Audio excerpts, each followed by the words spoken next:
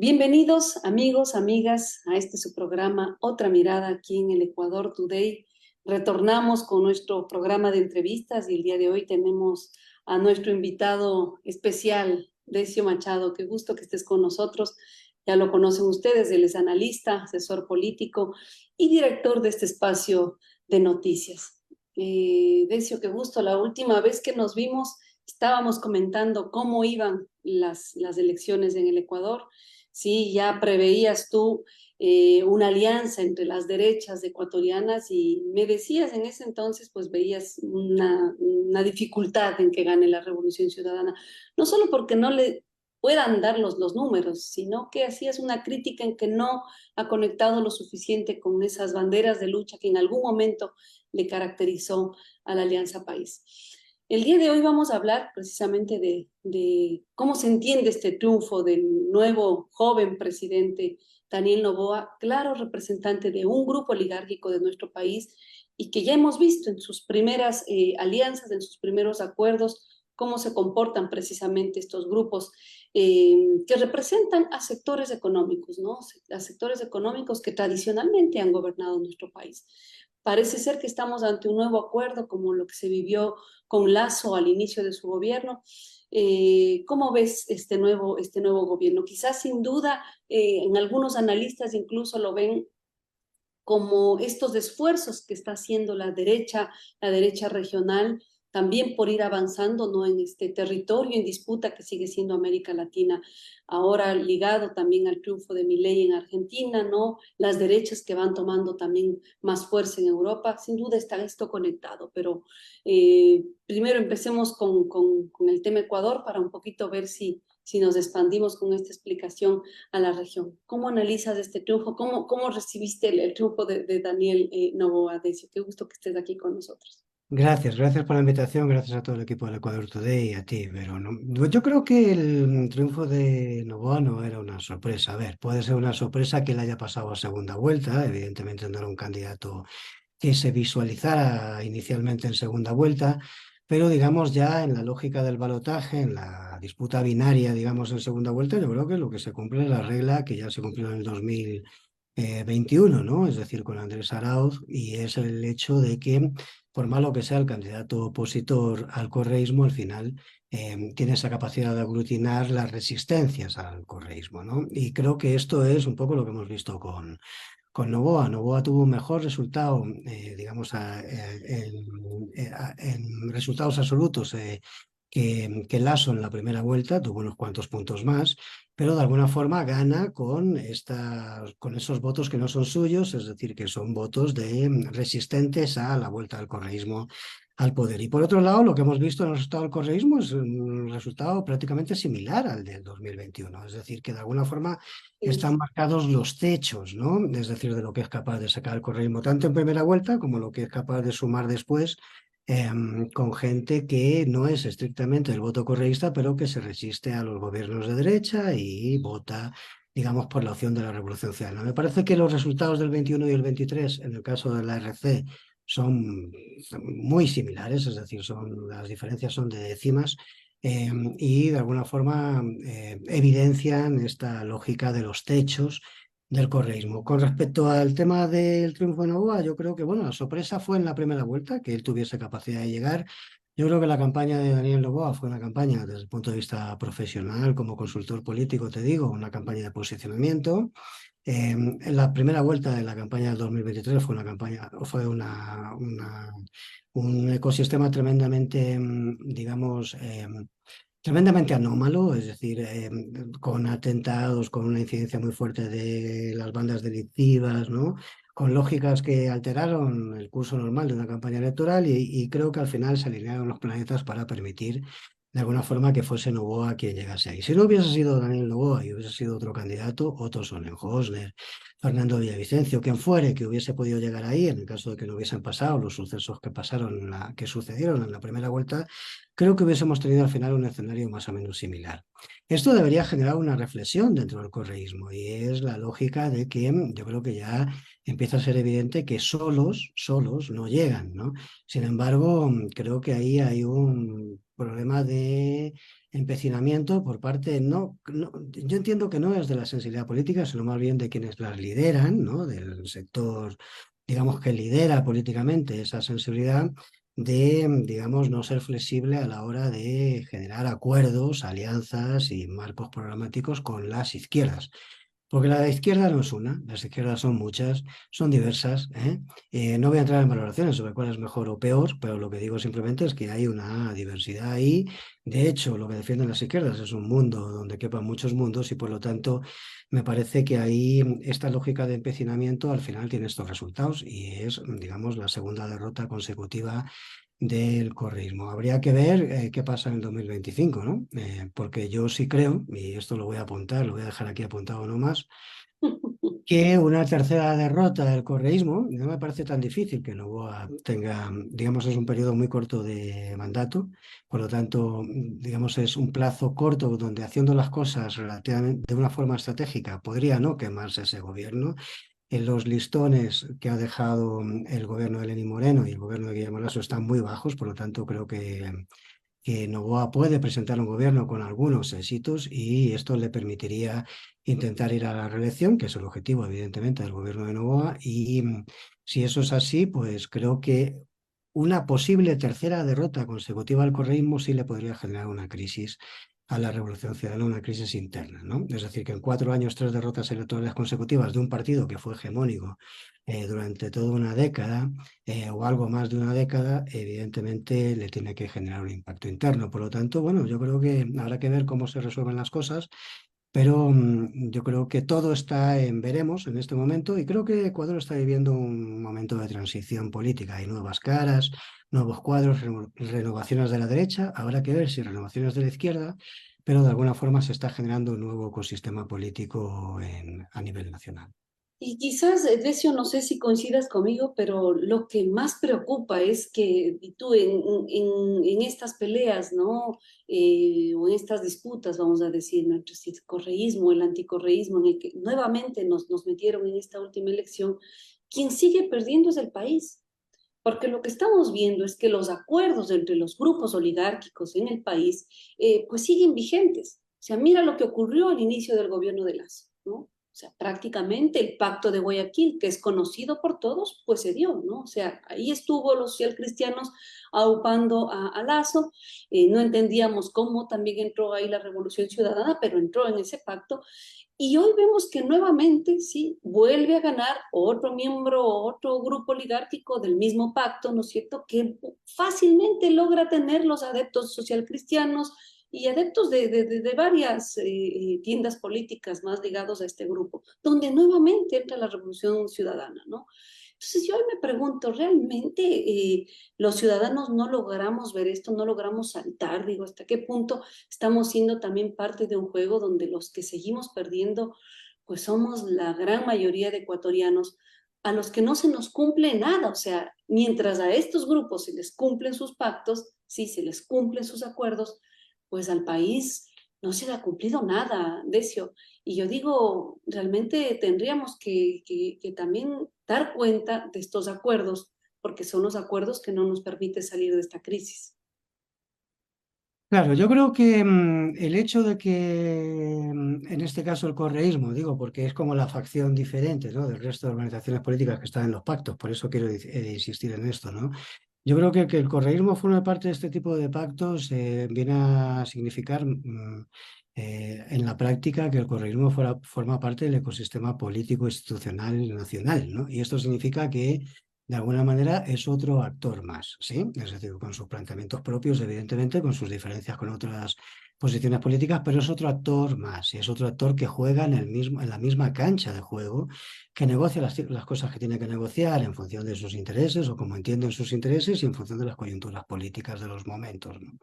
Y en ese sentido, claro, perdió la frescura esta de lo que significó el correísmo en el 2006. El correísmo en el 2006 pateó el tablero político nacional Claro, y de claro. alguna forma eso fue lo que generó esperanza porque parecía como algo nuevo. Hoy no es algo nuevo. Yo creo que si algo ha definido el progresismo ecuatoriano es, digamos, esta capacidad de envejecimiento muy rápido. O sea, rápidamente se ha adaptado al ecosistema político institucional Y yo creo que esto es lo que hace que, bueno, pues quizás para algunos pueda ser sorprendente que esté negociando con los socialcristianos, ¿no? Ya desde la época de Lasso, o que negocie con el propio gobierno de Noboa o cosas así, ¿no? O sea, repartos de la tarta, que si yo la asamblea, que si estas comisiones, que si tú esto, que si tú la justicia, que si tú lo otro, pero que de alguna forma yo creo que lo que viene a significar es que ha habido un adaptacionismo, digamos, de esta tendencia política que era la que se planteaba como diferente y alternativa, digamos, al marco, al ecosistema político del Ecuador. Creo que esto es lo que hace que de alguna forma haya perdido esa frescura y creo que esto es lo que ha hecho que haya ganado de alguna forma Noboa las elecciones. De alguna forma Noboa representó lo nuevo, entre comillas, porque ya sabemos que no es lo nuevo, pero claro, era el candidato más joven, con un tipo de campaña más fresca, etcétera, nos representó de alguna forma lo nuevo frente a lo viejo. Y el correísmo ya forma parte de lo viejo también. Creo que para los nuevos, las nuevas generaciones, que no distinguen además unos de otros, ¿no? Lo digo honestamente, no ha habido un voto ideológico. Yo creo que la gente no votó ideológicamente, sino que votó más bien por personajes, ¿no? Por simpatías y por cosas, y ahí fue capaz de generar mayor simpatía en un target muy importante del censo electoral, que son los jóvenes, este Novoa por encima de Luisa González en la segunda vuelta. Más allá de esto, me parece que la gente en el Ecuador lleva mucho tiempo buscando un cambio, ¿eh? Quiero decir, desde Lucio Gutiérrez, desde antes incluso, la Sí, gente está buscando algo diferente, que no necesariamente tiene que tener una identificación ideológica, sino algo que rompiese ese contexto del establishment político, ¿no? Y que fuese como diferente. Y la y gente sigue. ahora dentro de esto diferente, ¿cómo evalúas al gobierno de Noboa? O sea, ya está planteando más o menos su cancha. ¿Tú crees que con el poco tiempo que tiene le podrá dar de estas alianzas que hemos visto, ¿no? Y quizás el espaldarazo que tendrá en la Asamblea, le dará la posibilidad de hacer los cambios que ha ofrecido, Decio?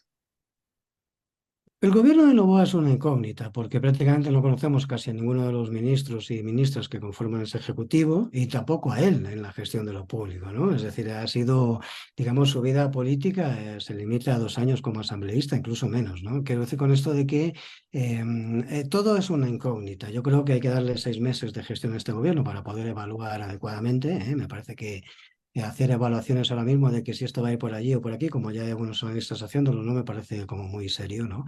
Creo que hay que darle 6 meses al gobierno, pero sí se puede de alguna forma definir la coyuntura. Y creo que la coyuntura en la que está este gobierno, todo el mundo saluda ahora mismo esos pactos de gobernanza, ¿no? Que permiten, digamos, la gestión pública, de alguna forma, política pública, es decir, en el país, estos acuerdos en la Asamblea Nacional, este reparto un poco de las tartas en las comisiones legislativas, el acuerdo con la bancada de Noboa, que Noboa lo necesitaba porque tiene una bancada minoritaria para poder gobernar, etcétera, para que no se repitiese la situación de Lasso, pero creo que, hombre, si uno analiza esto en el contexto, tenemos 17 meses de gestión y una nueva campaña electoral que estará en ciernes, pues posiblemente 8 meses o 10, entre 8 y 10 meses antes de las elecciones del 2025. Quiero decir con esto de que posiblemente asistamos a lo mejor a 6 meses de tranquilidad política, donde estos consensos puedan funcionar si es que no se rompe antes, pero me da la sensación de que la propia coyuntura de la pre-campaña electoral, donde las organizaciones políticas tienen que marcar la diferencia, tienen que conflictuar para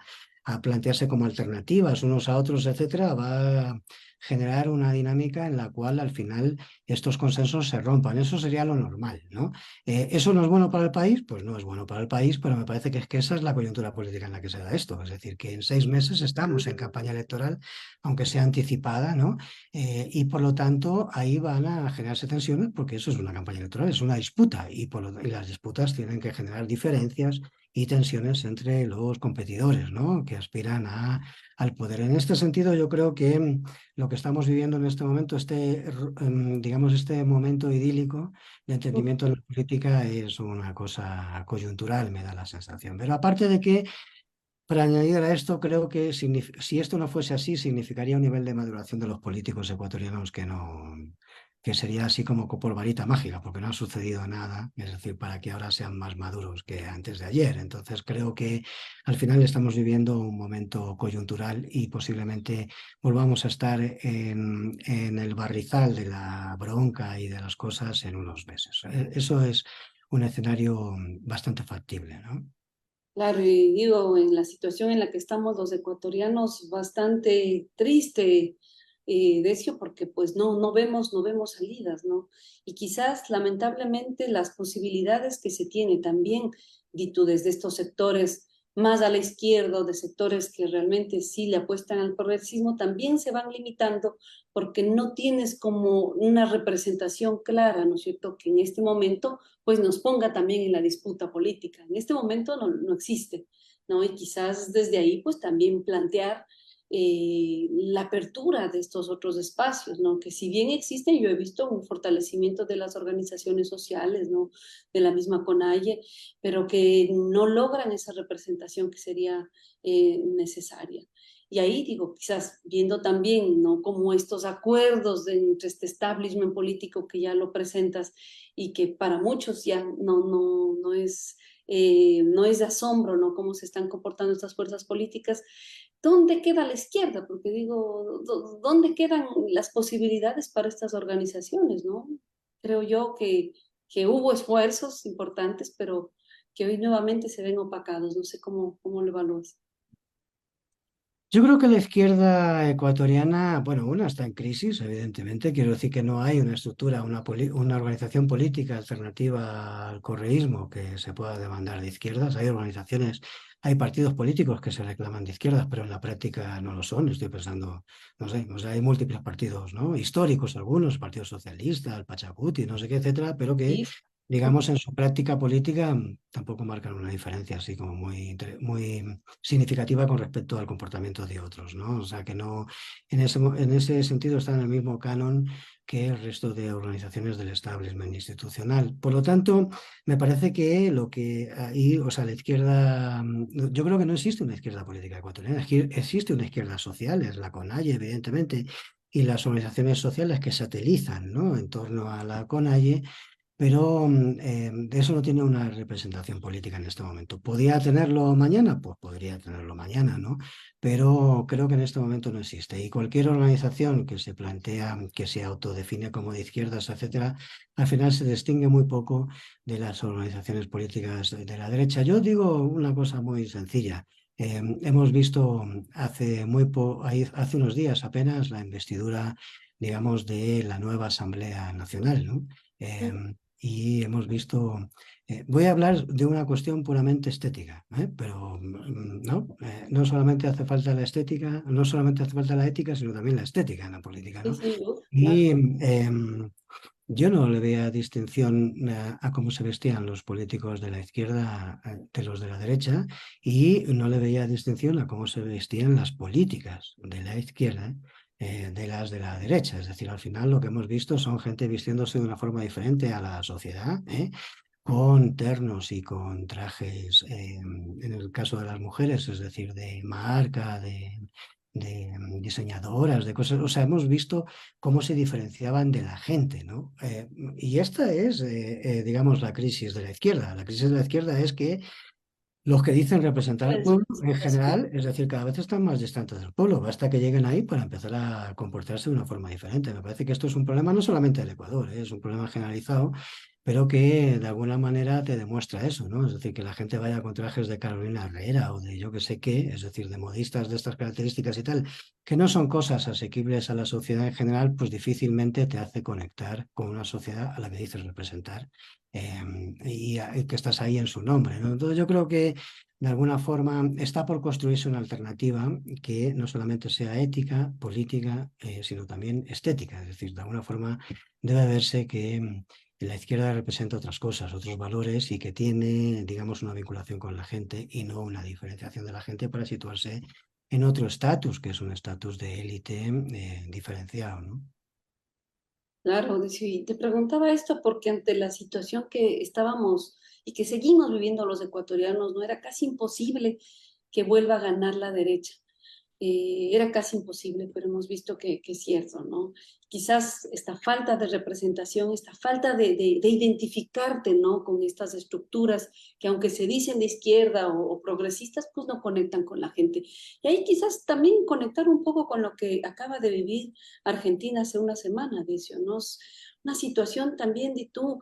no sé, indignante, ¿no? Como un país con un pasado tan doloroso, con un pasado de muertos, de desaparecidos, de asesinados, y que precisamente el 10 de diciembre cumplen 40 años de democracia, es el mismo día que va a asumir la presidencia este personaje de extrema derecha, ¿no? Totalmente antiderechos, pro dictaduras, Javier Milei, que le gana precisamente a otro progresismo, ¿no? Y le gana en condiciones que para la situación de Argentina pues también eran imposibles, si bien tenían una crisis económica de tu desbordante, en fin, pero no llegar a tener a este personaje como representante. ¿Podríamos conectar con lo que estamos viviendo los ecuatorianos? Sí, una situación parecida a la Argentina y quizás estas derechas, y tú, que van teniendo fuerza y que se van posicionando también, no como, tú, como opciones para la mayoría de la población. ¿Decio, verías hay alguna conexión o cómo explicas lo de Argentina? Yo creo que lo de Argentina y lo de Argentina y lo que va a pasar posiblemente en Chile también con, con Kast, ¿no? Con el Pues dirigente claro de que la también lo derecha. están posicionando en la misma línea, ¿eh? Claro, y que parece que todos los indicadores Parece. preelectorales vendrían a indicar que es el tipo que puede ganar las elecciones. El hecho de que se esté intentando, digamos, anular la posibilidad de que Bolsonaro, a través de procesos judiciales, se presente en las próximas elecciones, es porque hay un miedo también a que Bolsonaro pueda ganar en Brasil. Es decir, existe una emergencia, digamos, de estos populismos ultraderechistas o ultraliberales o ultraconservadores, como los queramos llamar, ¿no? Yo creo que en cada país tienen sus diferencias.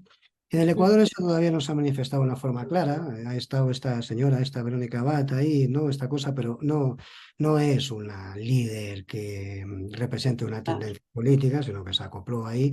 Pero bueno, aquí todavía no ha llegado esto, pero posiblemente llegará. Y yo creo que habría que entenderlo políticamente, porque es que la gente en América Latina se volvió de extrema derecha. Yo creo que no. Igual que no se volvió de extrema derecha en Italia, ni se volvió de extrema derecha en otros sitios donde están gobernando estas tendencias, en Hungría Claro. o, ¿no?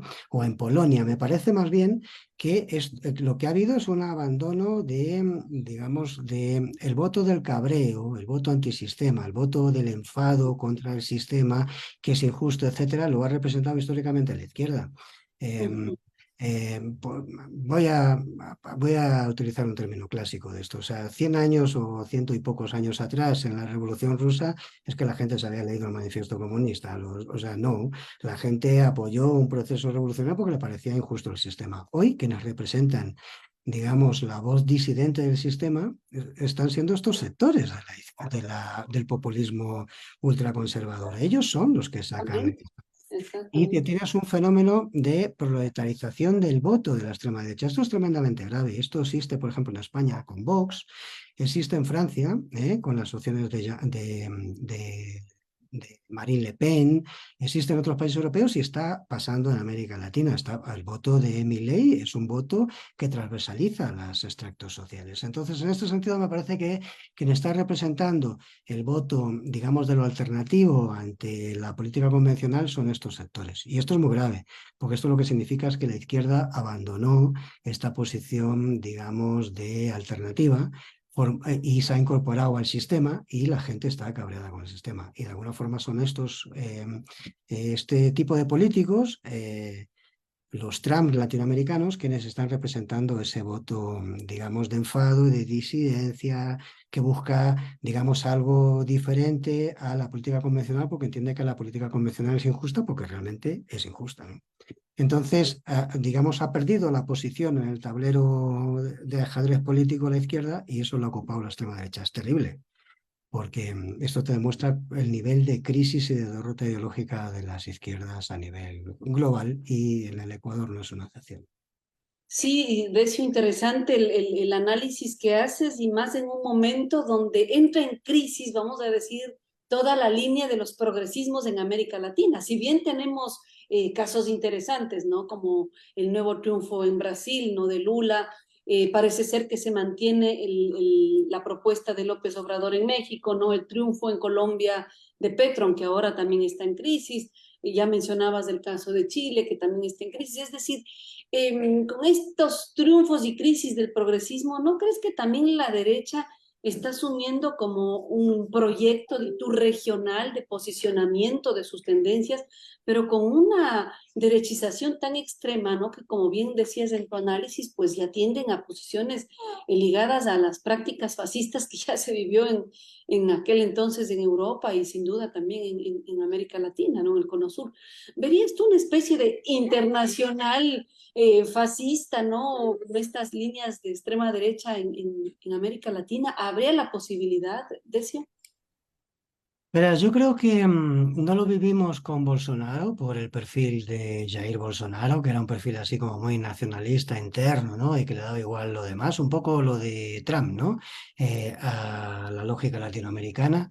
Pero sí me da la sensación de que con Milei podría abrirse un espacio, digamos, en los que pudiese haber una interconexión de esta sensibilidad política con sus diferencias en cada país, pero que de alguna forma sí se generase una lógica, digamos, de conexión o de coordinación interamericana. Y digo esto porque además hay fondos norteamericanos en esto, de fundaciones, digamos, muy reaccionarias.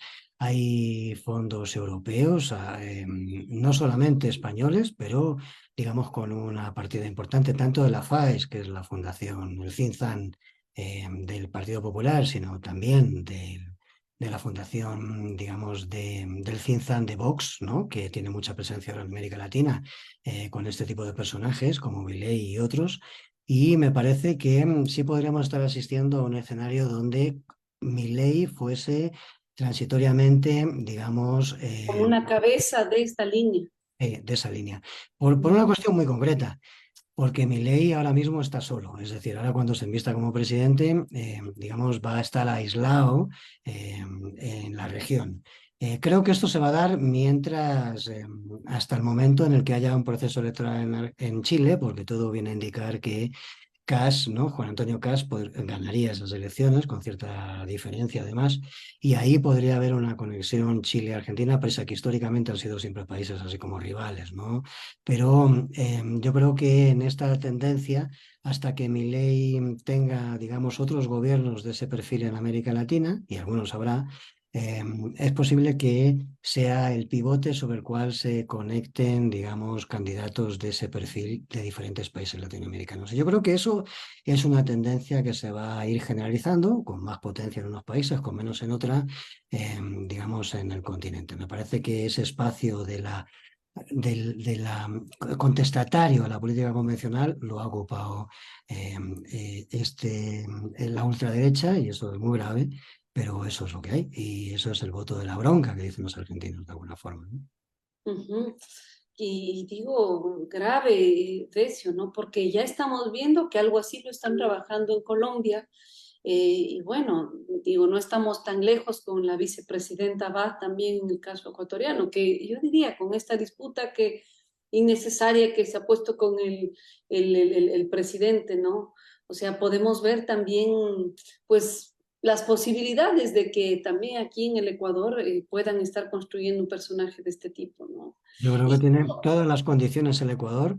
¿Para qué? No exacto. creo que Verónica Abad, pero digamos, tiene todas las condiciones el Ecuador que en un supuesto fracaso de un gobierno de Noboa, de este gobierno de Noboa, digamos, pudiese aparecer algún outsider dentro de un año y medio que pudiese categorizarse en ese cuadrante político perfectamente.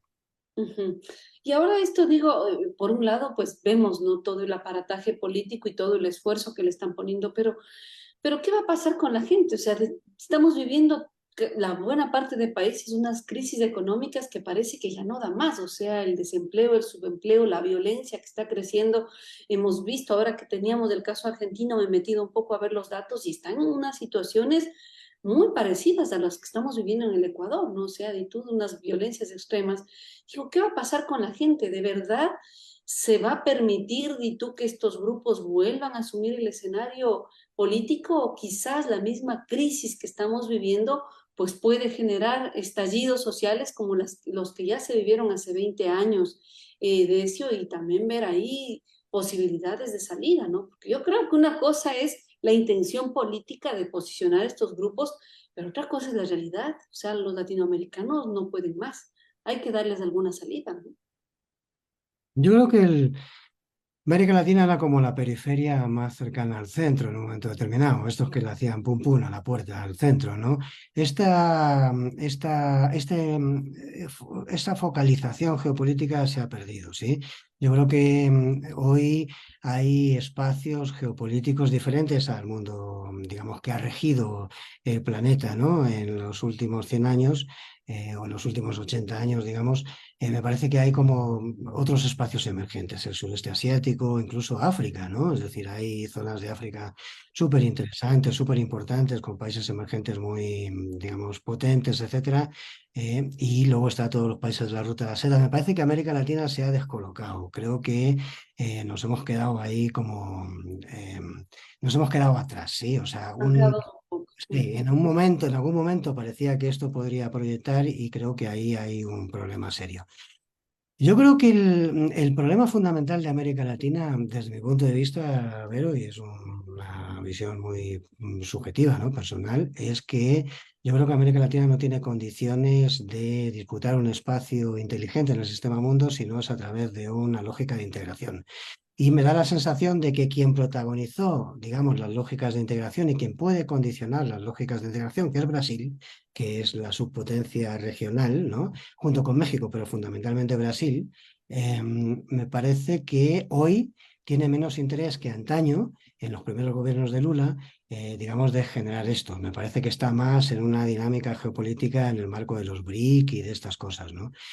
Más que en el tema regional. Yo creo que mientras no tengamos un bloque regional, un bloque regional superador de perfiles ideológicos, es un bloque regional como lo es la Unión Europea o cosas de esas características, con independencia de la tendencia política del gobierno, es muy difícil que América Latina pueda negociar sus condiciones de una forma, digamos, o sea, que sea capaz de romper asimetrías.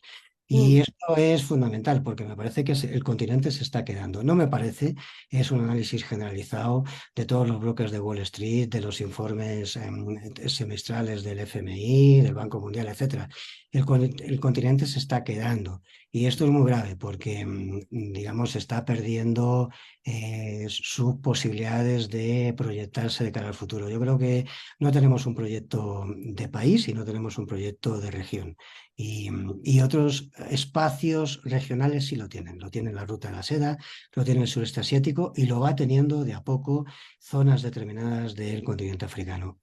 América Latina no. Y creo que ahí hay un déficit muy importante Una deuda, ¿no? Una deuda pendiente. y sorprendente, ¿no? Además, sorprendente porque habría condiciones para poder tenerlo, ¿no? Pero tendrá que ver con nuestras élites, tendrá que ver con nuestras izquierdas también, pero de alguna forma nos estamos quedando atrás y eso es muy preocupante. Así es, de hecho, y más cuando tú dices no solamente la posición geográfica, ¿no? Sino los recursos de América Latina, que en estos momentos, en esta crisis mundial, sigue teniendo de tú un interés importante, ¿no? Ya no solo el tema del petróleo, ahora está el tema del litio. Son varios países que tienen este mineral y bueno, digo, otros recursos tan importantes que van a ser, van ahí a poner la balanza de un lado del otro, ¿no? En general, yo creo que siguiendo tu análisis, si es que no asumimos ese compromiso desde ya, quizás más adelante será demasiado tarde. O lo que estamos viendo, ¿no? Lo que ya se vivió en los años 70, en los años 80, esta injerencia directa de los Estados Unidos, como por ejemplo en Centroamérica, ahora mismo lo que intentan hacer nuevamente con Guatemala, o lo que siguen haciendo con nuestros países. Habrá que ver hasta qué punto podemos ponernos, oponer, ¿no? A los intereses norteamericanos a raya de los intereses de los latinoamericanos. Decio, sí, interesante lo que señalas. Eh, Realmente te agradezco, sí, te agradezco mucho por este diálogo. Interesante, Decio, lo que dices. Y bueno, vamos a ver, ¿no? Si es que después de este periodo corto del presidente Novoa, pues no llegamos al análisis que estás haciendo, porque pues sí sería muy lamentable seguir sobre esa línea. Pero quizás sí me gustaría, ¿no? Como tema final, ver cómo verías, ¿no es cierto?, las posibilidades de tú, ahora que tenemos el triunfo de Guillermo Churuchumbi en el Pachacuti, verías posibilidades de una CONAIE fortalecida, ¿Y qué podríamos hacer los sectores que seguimos creyendo en la democracia, que seguimos el entusiasmo de que no todo está perdido? Decio, ahí danos un punto de vista positivo, por favor, a estos sectores, que aún existimos, ¿eh? Claro, yo creo que la apuesta evidentemente es la capacidad de que, digamos, el Pachacuti recobre, digamos, su rol fundacional, ¿no? Su lógica histórica, ¿no? El Pachacuti se creó para tener, de alguna forma, un aparato, una expresión política institucional, digamos, de lo que eran los reclamos del movimiento indígena, de los nuevos movimientos sociales, hablo de los nuevos movimientos sociales, de eso que se definió en los años 90 como los nuevos movimientos sociales, la superación de los sindicatos y ese tipo de cosas. Yo creo que el Pachacuti se creó para ser un espacio de encuentro de afros, con las mujeres, con no sé qué, o sea, cosas que van más allá, con el sindicalismo, con los ambientalistas, etcétera, cosas que van más allá de estrictamente el movimiento indígena. Entonces, y creo que esa es también un poco creo, vamos, creo no equivocarme diciendo esto, porque he estado en algunas asambleas de este sector, que ese es el espíritu que acompaña un poco esta dinámica de Churuchumbi, y de esta gente que de alguna forma ahora se embiste al frente del Pachacuti. Tienen que, evidentemente, saber hacerlo, tienen que hacerlo bien y tienen que tener ese nivel de madurez y de apertura política para eso. Yo creo que ahí está un poco la esperanza de que a corto plazo pudiese haber una plataforma, digamos, política institucional que fuese la expresión de estas sensibilidades, digamos, más alternativas desde los espacios históricos de la izquierda, ¿no? O sea, desde la equidad, desde la justicia, desde el feminismo, desde todo este tipo de cosas, ¿no? Desde una visión humanista, ¿no? De la política, de la economía, etcétera. Yo creo que ahí está un poco la apuesta, hay que ver si los compañeros y compañeras que están al frente de eso son capaces de hacerlo. Yo creo que ahí hay gente muy valiosa, ¿eh? Pero creo también que, digamos, o sea, la experiencia hasta ahora nos deja un aprendizaje, y lo voy a decir así de claro. El aprendizaje es que, desde mi punto de vista al menos, es que cualquier incorporación a un espacio político, digamos, de apoyos, etcétera, pasa por, de alguna forma, una lógica de consensos. No puede ser impuesto, ¿sí? Yo creo que ha habido muchas expresiones de sectores de la izquierda que se han posicionado con el correísmo, que han apoyado las campañas del correísmo en periodos electorales, etcétera, pero que no se ha planteado ni negociaciones, ni reconocimientos, ni espacios políticos, ni, digamos, Así es. incorporación de reivindicaciones sociales.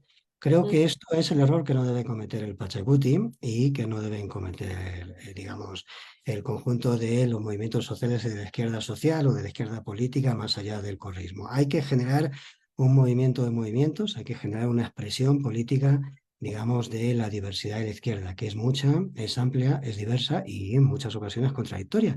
Hay que ser capaz de generar mecanismos de consenso donde, como dicen los compañeros zapatistas, hay que generar mundos donde quepan otros mundos y que de alguna forma eso sea, digamos, corresponsable, sea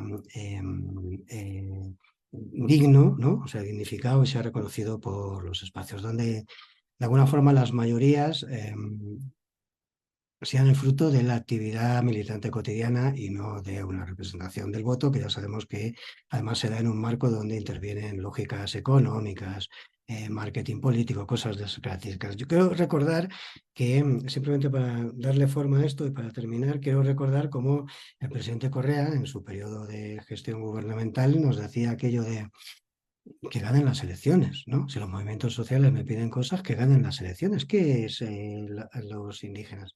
El 3%, ¿no? O sea, Mm. eso no puede ser así. Es decir, porque es no entender, digamos, los espacios de reivindicación, ¿no? El activismo político, esas lógicas, tal. Yo creo que tenemos que generar una nueva forma de entendernos. Creo que ese es el reto. Creo que hay sensibilidades para eso en este espacio de Hay las apertura. condiciones, creo Hay las también. condiciones y bueno, hay Sí. que hacerlo bien, ¿no? Pero bueno, creo que la apuesta está ahí y la esperanza de alguna forma está ahí, ¿no? Está ahí Y a y trabajar. hay que apostarle a eso, Hoy ¿no? nos toca trabajar, así es, Decio. Pues siempre tu claridad nos ayuda mucho, ¿no? A entender el escenario. Te agradezco por tu tiempo y a ustedes, amigos, amigas, por acompañarnos, ¿no? Si ven esta entrevista, compártanla, nos dan el like, se suscriben, que es la forma de mantener estos espacios. Te mando un abrazo, Decio, muchísimas Ujú. gracias. Un Chao, abrazo para ti y para todos los que están peleando por un espacio de comunicación alternativo. Gracias, Vero. Chao. gracias.